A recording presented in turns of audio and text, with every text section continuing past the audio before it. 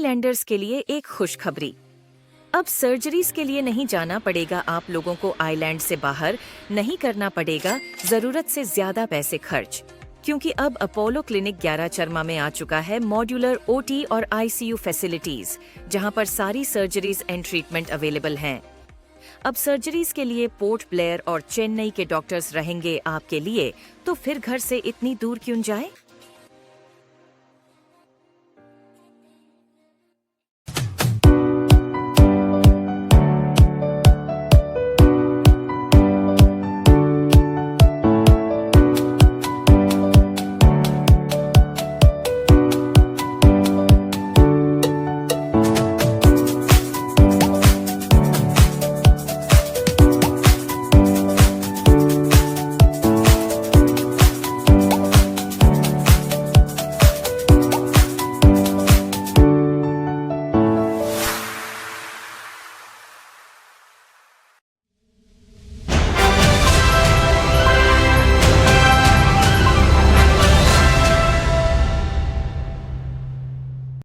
नमस्कार, मैं नेहरू युवा केंद्र पोर्टलर से बोल रहा हूँ। आज हमने अंडमान लॉ कॉलेज और नेहरू युवा केंद्र मिलकर यहाँ पर विकसित भारत यूथ पार्लियामेंट 2025 का डिस्ट्रिक्ट लेवल सिलेक्शन कर रहा हूँ। इस सिलेक्शन में हमारा जो एसओपी दिया गया, गाइडलाइंस दिए गए, उसके अनुसार पहले हमारे जो पूरा भारतवर्ष पूरा अंडमान निकोबार के कॉलेजेस को सिलेक्ट किया गया। कॉलेज में से सारा बच्चे ने 1 मिनट का video what do you mean by विकसित भारत अपने युवा भारत पोर्टल में अपलोड किया। उसके पश्चात उस वीडियोस को एक जजेस पैनल ने स्क्रीनिंग करके 100 बच्चों को सिलेक्शन किया गया। उसके पश्चात आज उस 100 बच्चों का डिस्ट्रिक्ट लेवल का चयनित किया जाएगा और program is under going on, चल रहा है अभी। और इसमें कुल 209 बच्चे पार्टिसिपेट किए थे और उसके बाद सिलेक्शन होकर 100 बच्चा आज डिस्ट्रिक्ट लेवल में पार्टिसिपेट किया है। और 100 बच्चों में से आज 10 बच्चों का हमने सिलेक्शन करेंगे। हमारे बीच उपस्थित है हमारे प्रिंसिपल अंडमान लॉ कॉलेज के सर हैं, हमारे डिप्टी डायरेक्टर श्री सुखरंजन विश्वास जी हैं और इस विषय में और भी ज़्यादा आपको बताएंगे। तो मैं थैंक यू टू मीडिया कि आप हमें आपको इनवाइट करने पर आप यहाँ पर आए, हमें इस प्रोग्राम को कवरेज करने में आपको मौका दिया। Thank you. जैसे कि गोपाल जी ने आप लोगों को बताया कि आज हम लोग डिस्ट्रिक्ट लेवल का सिलेक्शन कर रहे हैं। डिस्ट्रिक्ट लेवल में हम 10 बच्चों को सिलेक्ट करेंगे, लेकिन पहले ये था कि 10 बच्चों को हम लोग कलकत्ता विधानसभा में भेजेंगे। वहाँ से फिर हम वहाँ पे कलकत्ता में 2 जगह में हो रहा है नोडल सेक्टर में, वहाँ से 20 बच्चे आएंगे, हमारे से 10 बच्चे जाएंगे। 30 बच्चे में हम 3 पार्टिसिपेंट को सेलेक्ट कर दिल्ली भेजेंगे। लेकिन एक कैलकुलेशन करके देखा गया कि 10 बच्चा यहाँ से कलकत्ता भेजना ज़्यादा एक्सपेंसिव है, रादर देन अगर 3 बच्चा हम इसे डायरेक्ट दिल्ली भेजें। तो हमारा मंत्रालय ने बात को मान लिया और अभी जो 10 बच्चा सेलेक्ट कर रहे हैं, इनमें से 3 बच्चा हम लोग सेलेक्ट करेंगे फॉर स्टेट नेशनल लेवल के लिए। आज से लगभग 27 तक हम लोग ये स्टेट लेवल कर लेना होगा और हम कर भी लेंगे। अभी हमारा मंत्री जी से एक चिट्ठी भी आए थे, वो चिट्ठी एलजी के साथ में आए और वो चिट्ठी हम लोग शायद हम लोग पास मिला।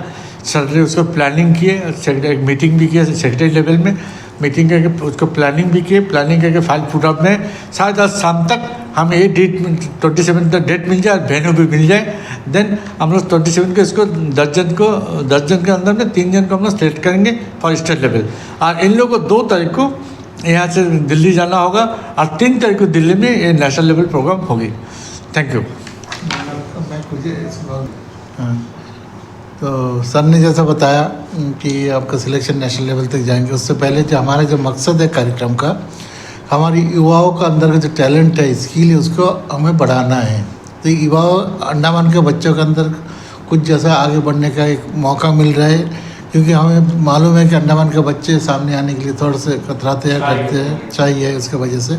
तो उस डर को उनको अंदर से हटाना है। तो विकसित भारत एक ऐसा प्लेटफॉर्म है युवाओं को, जो हमारे राष्ट्र निर्माण में, नेशन बिल्डिंग में, उनका जो पॉलिसी मेकिंग में इनका जो व्यूज़ है, इनका जो आइडियोलॉजी है, क्या है, क्या इनका सोचते हैं, इस विषय में जाके नेशनल लेवल में इनका अपना विचार रखेंगे, ताकि अंडमान का जो डेवलपमेंट है उनको जो विचार के हिसाब से डेवलपमेंट को परिवर्तन हिसाब से यहाँ पर इम्प्लीमेंट कर आपको सकें। यहाँ के बच्चे लोगों का रिस्पॉन्स कैसे मिला अंडमान के बच्चे लोगों का? अंडमान का फर्स्ट टाइम इस तरह फॉर्मेट आया है, तो अंडमान के बच्चों का रिस्पांस अच्छा ही रहा है, लेकिन हमारा एक्सपेक्टेशन इनसे और ज़्यादा हाई होना चाहिए, क्योंकि यहाँ के बहुत सारे कॉलेजेस है जहाँ पे एजुकेटेड बच्चे हैं, लेकिन हमारे जो स्किल है, लीडरशिप स्किल है, उनके अंदर कुछ कमी है।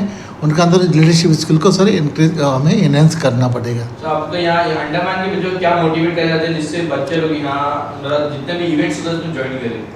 एक्चुअली सर ने आज सवेरे हमारे डायरेक्टर एजुकेशन ने बताया था कि यहाँ में how to motivate the student करके उनका जो पॉलिसी है वो बहुत सारा सराहनीय है। सर ने बताया जैसा कि बच्चों को जो फैकल्टीज़ है इवनिंग टाइम में उनको हर दिन फील्ड में लेके जाके उनका साथ इंटरेक्शन करना, ओपन फील्ड में ओपन फोरम में उनके साथ डिस्कशन करना और स्पोर्ट्स एक्टिविटी के साथ जोड़ना उनको, ताकि बच्चों का मेंटल विकास है और डर है उनका अंदर का, उनको साथ में उनको एक लीडरशिप स्किल को अच्छा से निखार जाए।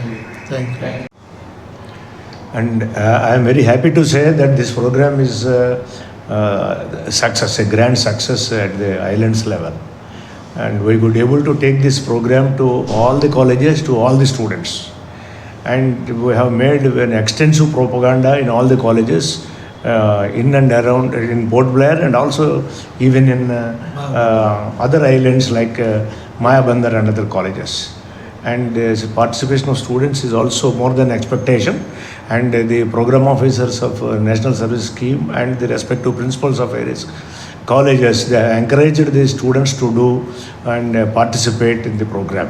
And we have made posters in each college and have made an extensive reach to this program in all the colleges. And the response is also very high. And if we see the All India dashboard, and the participation from Andaman Nicobar Islands, given the population, is very heavy. But there are some technical slacks here and there. However, the students uploaded their 1 minute video in the My Bharat portal. It is in hundreds. And among all the candidates, we have screened all the candidates who uploaded the video, and we have conducted one screening in the Andaman Law College for morning to evening, and we have downloaded all the videos here, and the judges screened. To finally, we have selected 100 students. That includes girls, and also that includes online participation from Nicobar Islands. And among these 100, today we have conducted youth parliament, and we have invited all the selected candidates to attend the same, and most of the students attended. And today we have the entire program culminated in a grand note, where this our director education Singh sir has attended and encouraged the students. And by and large, I can say one thing: students' participation is good and quite encouraging, and we have spotted out certain talented boys and girls in various colleges, and this program offered an opportunity to the boys and girls to present their original thought. Original thought means what it is coming from their mind about future India. We could able to sense the voice of youth of Andaman Nicobar Island students, and this is a grand success, and for which I am so thankful to the Nehru Kendra Sanghatan officials and Director of Sports and also Education here in Andaman Nicobar administration, who has given us a chance to do this thing.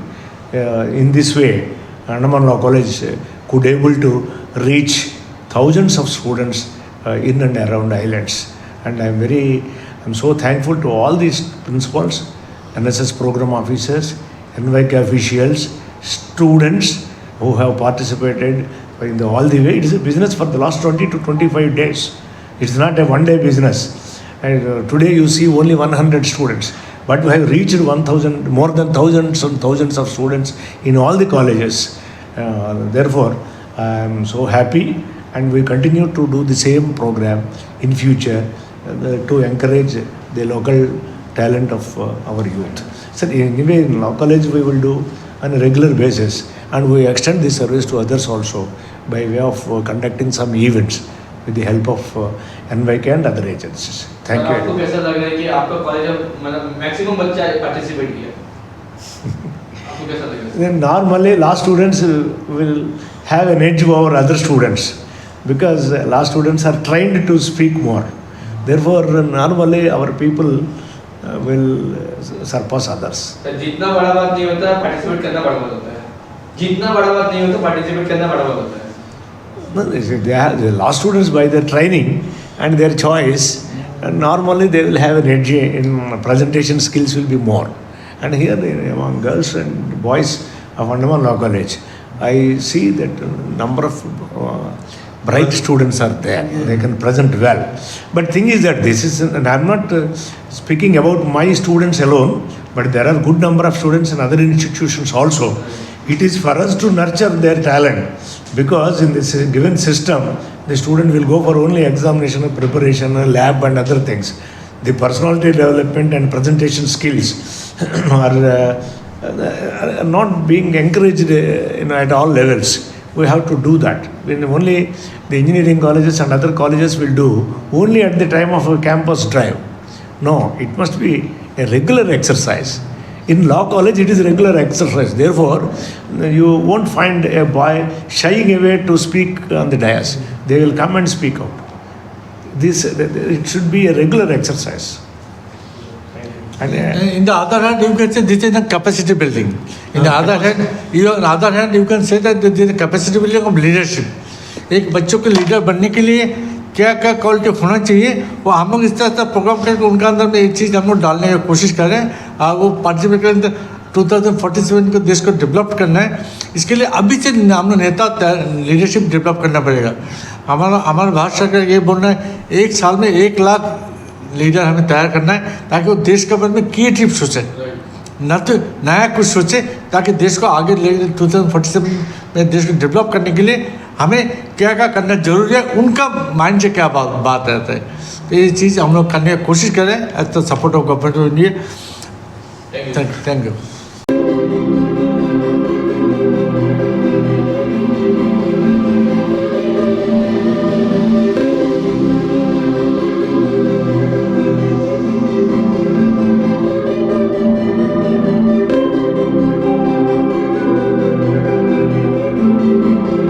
जरूरी घोषणा.